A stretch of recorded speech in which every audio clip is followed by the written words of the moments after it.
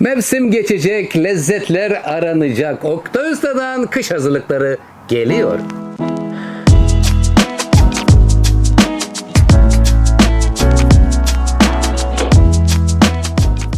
Kıymetli takipçilerim, uzun bir aradan sonra yeniden birlikteyiz. Kış hazırlıklarıyla başlıyoruz. Sezona merhaba diyoruz. Hoş geldiniz, sefalar getirdiniz. Bugün sizler için kış hazırlıkları hazırlamaya başladık. Bismillah diyoruz. Efendim 3 kilo domatesimiz var.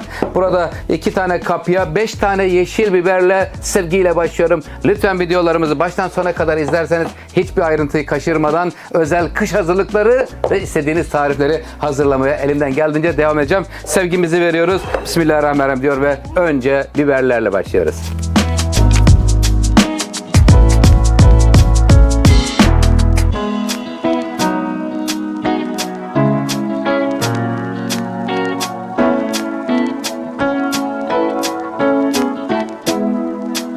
Efendim kapya biberi, yeşil biberi doğradıktan sonra domates de doğrandı. Pişireceğimiz tenceremizin içerisine bir çay bardağı sıvı yağını alıyorum. Buranın üzerine 2 çeşit renkli olsun ve lezzetli olsun. Sevgimizi veriyoruz kış hazırlıklarına. Bismillah diyor. Yeni sezonda da Oktay Usta ile devam ediyoruz.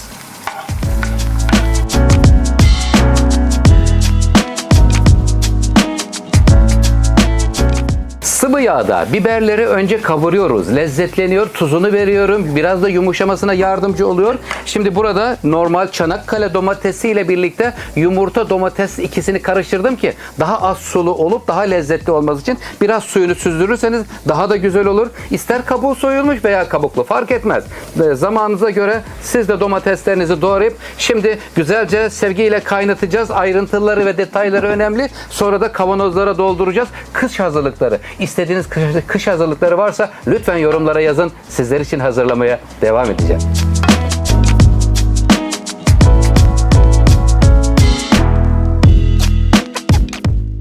Domatesimiz sulandı, biraz kıvamlandı kaynama ile birlikte. Şimdi sizlerle dokusunu hemen paylaşmak istiyorum. Bakın bu şekilde.